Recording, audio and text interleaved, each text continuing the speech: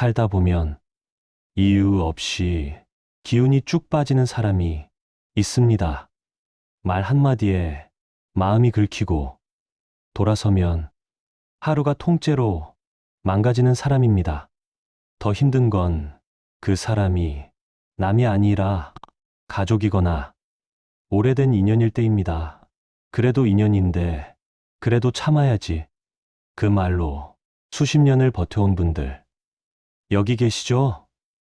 어느 날 저녁 한 할머니가 전화를 끊고 깊은 한숨을 쉬셨습니다. 오랜 친구와 통화를 했는데 기분이 좋지 않았습니다. 요즘 건강은 어때? 겉으로는 안부를 물었지만 속으로는 비교하고 평가하는 말투였습니다. 전화를 끊고 나니 온몸이 무거웠습니다. 내가 예민한 건가? 나이 들수록 참아야지. 하지만 마음은 계속 불편했습니다. 오늘은 조선의 학자 정약용 선생의 지혜를 빌려 당신을 괴롭히는 사람들로부터 마음을 지키는 법에 대해 천천히 이야기해 보겠습니다. 정약용 선생은 이렇게 말씀하셨습니다. 사람은 가까울수록 경계를 더 세워야 한다. 함부로 대하는 사람에게 더 많은 인내를 쓰는 건 미덕이 아니라 자기 소모라는 뜻입니다. 생각해 보십시오. 나이가 들수록 인간관계는 줄어드는데 마음의 상처는 왜 더 또렷해질까요? 그 이유는 간단합니다. 이제는 참을 힘이 남아있지 않기 때문입니다. 젊을 때는 참을 수 있었습니다. 하지만 나이가 들면 그 힘이 줄어듭니다. 그래서 같은 말에도 더 깊이 상처받게 됩니다. 정약용 선생은 또 이렇게 말씀하셨습니다. 마음을 해치는 인연은 스스로 끊어야 한다. 상대를 바꾸라는 말이 아닙니다. 거리를 바꾸라는 말입니다. 모든 관계를 품을 필요는 없습니다. 조용히 물러나는 것도 어른의 선택입니다. 살다 보면 굳이 안 만나도 될 사람을 의리라는 이름으로 억지로 만나는 날이 있습니다. 말은 예에 바른데 속은 계속 긁히고 집에 돌아오면 기운이 쭉 빠집니다. 내가 예민한 건가?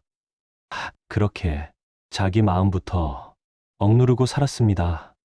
하지만 그것은 잘못된 것입니다. 마음이 먼저 상하면 그 자리는 이미 그릇된 자리라고 했습니다. 사람은 말보다 먼저 마음이 다칩니다. 웃고 있어도 속이 불편하면 그건 이미 잘못된 만남입니다. 문제는 그런 사람일수록 겉으로는 멀쩡하다는 겁니다. 웃으며 말하지만 꼬집고 칭찬하는 척하며 비교합니다. 요즘 손주는 공부 잘해? 우리 손주는 이번에 상 받았어. 겉으로는 칭찬 같지만 속으로는 비교입니다. 그런 말을 듣고 나면 기분이 나쁩니다. 하지만 표현하지 못합니다. 그냥 하는 말인데 왜 나만 불편할까? 이렇게 자신을 탓하게 됩니다. 그리고 우리는 그때마다 설명하려 듭니다. 내가 그런 뜻은 아니고 오해가 있었던 것 같아. 하지만 들을 귀가 없는 자에게 말은 낭비라고 했습니다. 설명할수록 상대는 바뀌지 않고 상처는 나만 깊어집니다. 정말 이해하고 싶은 사람은 설명하지 않아도 이해합니다. 하지만 이해하지 않으려는 사람은 아무리 설명해도 소용없습니다. 그러니 설명하지 마십시오. 그냥 거리를 두십시오. 사람은 습관으로 관계합니다. 계속 무시하고, 계속 비꼬고, 계속 상처 주는 사람은 그게 그 사람의 방식입니다. 정약용 선생의 가르침에는 이런 뜻이 담겨 있습니다. 습관이 곧 그 사람이라는 것. 한두 번이면 실수, 계속되면 본성입니다. 그런데도 우리는 이렇게 생각합니다. 그래도 오래된 인연인데, 그래도 가족인데, 하지만 오래되었다고 해서 모든 관계를 지켜야 하는 건 아닙니다. 가족이라고 해서 모든 것을 참아야 하는 것도 아닙니다. 정약용 선생은 떠나는 것도 지혜라고 하셨습니다. 모든 인연을 평생 끌어안고 사는 게 어른이 아닙니다. 계절이 바뀌면 옷을 갈아입듯 사람도 바뀌어야 합니다. 손절은 패배가 아니라 정리입니다. 무거운 짐을 내려놓는 것입니다. 더 이상 나를 괴롭히는 관계를 붙잡고 있을 필요가 없습니다. 조용히 거리를 두면 됩니다. 그리고 가장 중요한 한 가지, 미워하지 마십시오. 미워하면 그 사람은 여전히 당신 마음 안에 있습니다. 분노는 남을 태우기 전에 나를 태운다고 했습니다.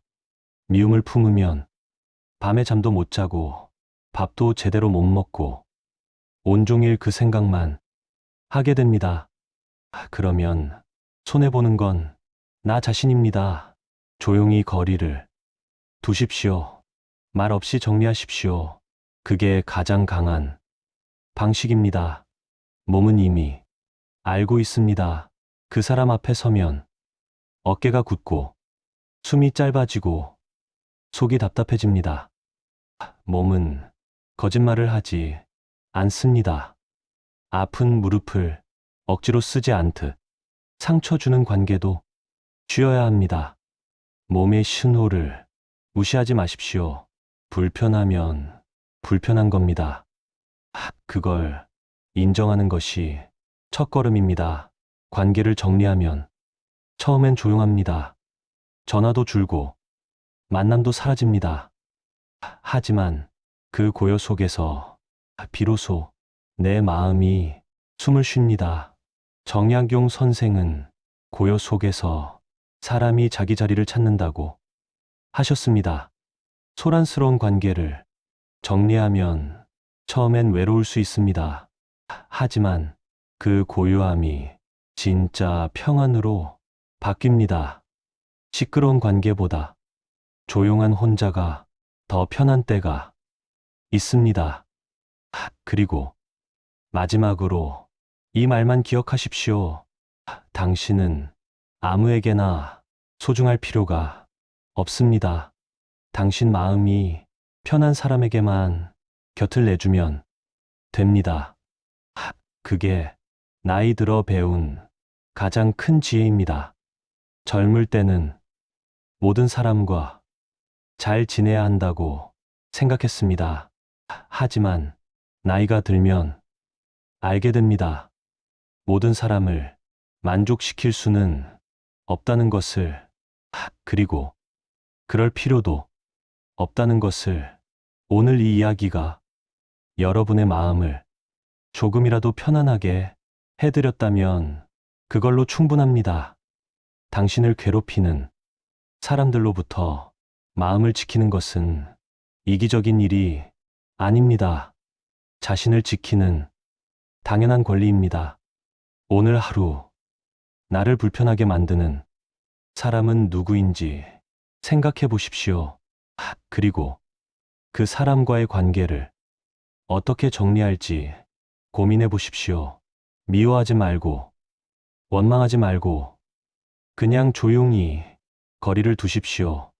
그것이 당신의 평안을 지키는 가장 좋은 방법입니다. 당신은 모든 사람에게 좋은 사람이 될 필요가 없습니다. 당신 자신에게만 좋은 사람이면 충분합니다. 나이 들수록 필요한 건 더 많은 관계가 아니라 더 편한 관계입니다. 오늘부터는 당신 마음이 편한 사람에게만 곁을 내주십시오. 그것이 진짜 어른의 지혜입니다. 이런 이야기가 도움이 되셨다면 구독과 좋아요로 함께 해주시면 감사하겠습니다. 다음에 또 따뜻한 이야기로 찾아뵙겠습니다.